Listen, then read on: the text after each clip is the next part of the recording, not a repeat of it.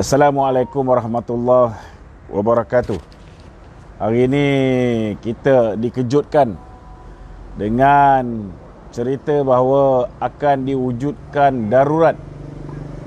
Akan diwujudkan darurat. Tak kira lah darurat ekonomi ke, darurat pentadbiran ke. Persoalan dia, adakah benar-benar kita berhadapan dengan satu keadaan di mana ekonomi rakyat terancam, di mana perlunya diadakan darurat disebabkan COVID-19 atau semata-matanya darurat untuk menyelamatkan Tengku Muhyiddin Yassin. Jadi malam ni kita nak berbincang. Sahabat-sahabat yang ada pada hari ini sudah bersedia dengan soalan-soalan, dan kita juga akan ambil soalan-soalan daripada mereka yang bertanya dengan saya melalui live saya pada malam ni. Bolehlah kemukakan soalan anda terus, boleh kemukakan soalan anda terus kepada saya melalui ruangan komen. Untuk makluman yang masih tak tahu ujung pangkal ni, siang tadi bermula dengan mesyuarat kabinet.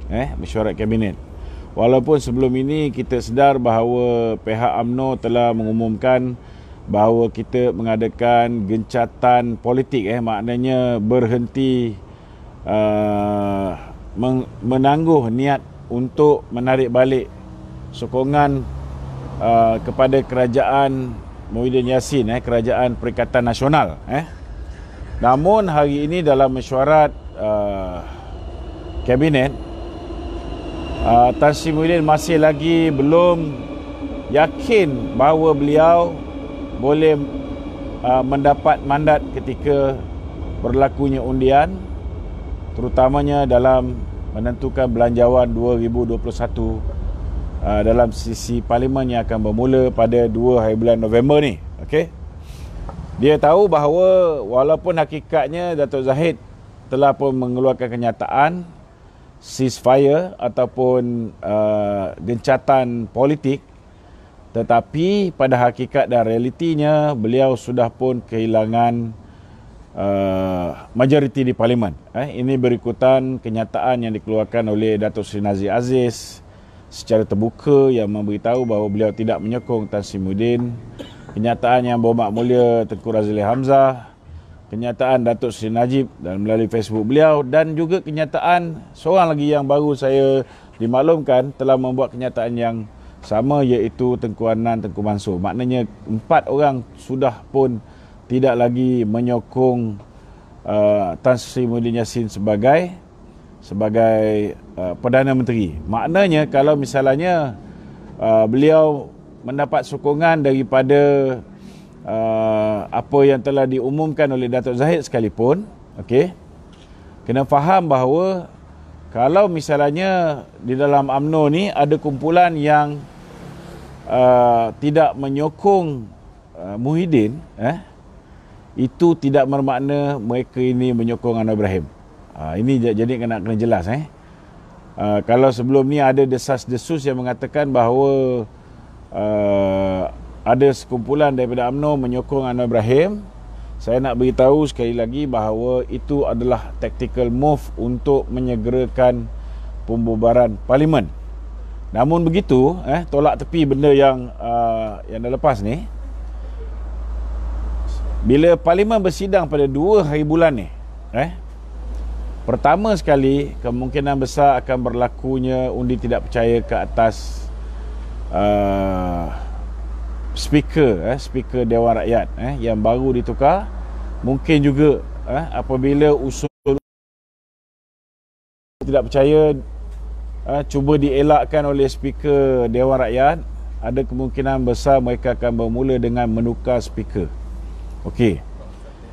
Yang kedua, Tan Sri Muhyiddin risau bila mana belanjawan dibentangkan. Bila mana belanjawan dibentangkan, apa yang akan berlaku ialah orang yang geram dengan Tan Sri Muhyiddin tadi, mereka tidak menyokong Anwar, tetapi jika ada undi untuk meluluskan belanjawan, orang yang PH ni dah confirm akan membantah belanjawan tu daripada diluluskan.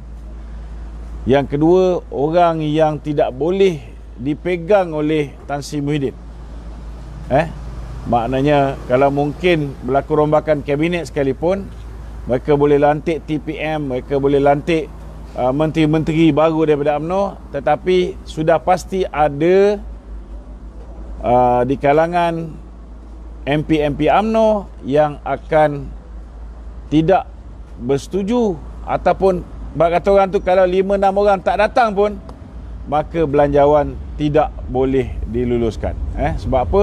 Sebab kita pun tahu bahawa Tan Sri Muhyiddin menjadi Perdana Menteri dengan 113 undi MP Parlimen, ahli Parlimen. Maka kalau hilang 2 orang, dia sudah hilang jawatan Perdana Menterinya. Jadi macam mana cara untuk memastikan belanjawan dapat diluluskan dan risiko belanjawan tu tidak diluluskan tu dapat di-eliminate ataupun dihapuskan?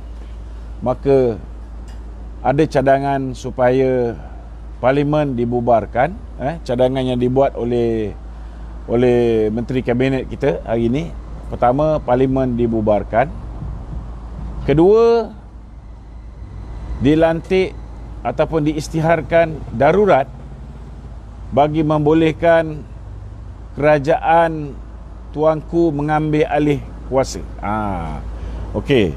Cuma yang menjadi masalah ni, sepatutnya kalau dah tahu dia sudah kehilangan majoriti di Parlimen, sudah tidak dapat mendapat mandat lagi 112 ahli Parlimen, sepatutnya Tan Sri Muhyiddin meletakkan jawatan. Kalau kita tengok Tun Dr. Mahathir pun, dia boleh letak jawatan. Jadi apa istimewanya Muhyiddin ni dalam keadaan sudah tidak ada lagi mandat ahli-ahli Parlimen, tak ada simple majority, tak ada 112 kerusi yang menyokong beliau, kenapa sukar untuk beliau meletakkan jawatan dan menyerahkan kepada baginda tuanku? Hari ini tuan-tuan, dia telah menghadap tuanku pukul 5 petang tadi. Tapi apa yang berlaku saudara, ini andaian, jangan percaya, ini andaian, ini kabar angin. Apa yang berlaku saudara? Beliau telah meminta ke bawah Duli Yang Maha Mulia Seri Paduka Baginda Yang Tuan Agong untuk beliau dilantik menjadi kerajaan sementara ketika berlakunya darurat ekonomi ataupun darurat pentadbiran ini. Saya nak beritahu, keadaan bila mana kamu telah kehilangan majoriti di Parlimen, maka kamu sudah tidak layak menjadi Perdana Menteri. Kalau nak buat darurat kerana kita ni ada masalah COVID, itu kita boleh terima.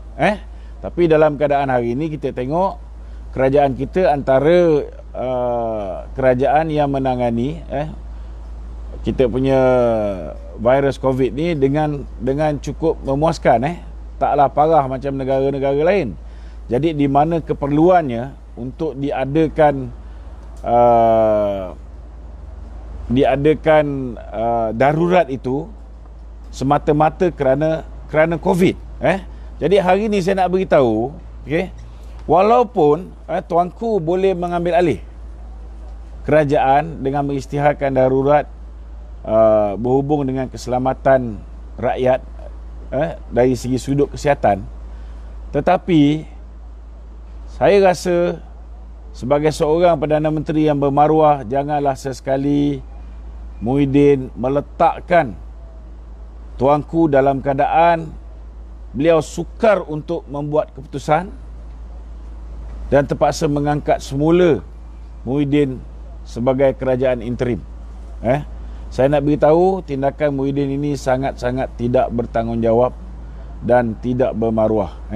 Sepatutnya apa yang beliau buat hari ini, dia lepaskan jawatan, kemudian kita serahkan kepada tuanku, biar tuanku bincang dengan majlis raja-raja. Itu sebabnya tuan-tuan, bila mana Muhyiddin, ini andaian, bila mana Muhyiddin meminta kepada tuanku untuk membubarkan Parlimen dan seterusnya mengisytiharkan darurat Tuanku telah meminta supaya perkara ini beliau dapat bincang dengan majlis raja-raja.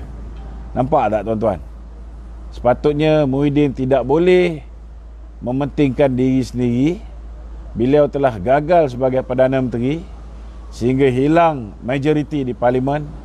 Tidak sepatutnya darurat ini tidak sepatutnya darurat diguna pakai untuk menyelamatkan nyawa politik beliau sebagai Perdana Menteri. Jadi itu sebabnya hari ini saudara, saya merayu kepada Kebawah-Duli tuanku dan raja-raja Melayu. Saya yakin dulu masa nak menukar kerajaan ataupun nak melantik kerajaan baru, baginda tuanku Sultan Abdullah kita ni, yang di-Pertuan Agong sekarang ni, adalah seorang yang sentiasa mendengar pandangan majlis raja-raja. Jadi saya yakin tuan-tuan, dalam masa terdekat ni tuanku akan berjumpa dengan raja-raja kita di majlis raja-raja untuk membincangkan perkara terbaik. Patut rakyat mengharapkan supaya tuanku dapat memberikan solusi terbaik, dan kalau boleh tuanku, lantiklah orang yang betul-betul boleh kita harapkan untuk memacu ekonomi, untuk membantu memulihkan kita punya keadaan COVID-19 ni. Janganlah sesekali tuanku memberi mandat kepada orang yang sudah pun kehilangan mandat di Parlimen.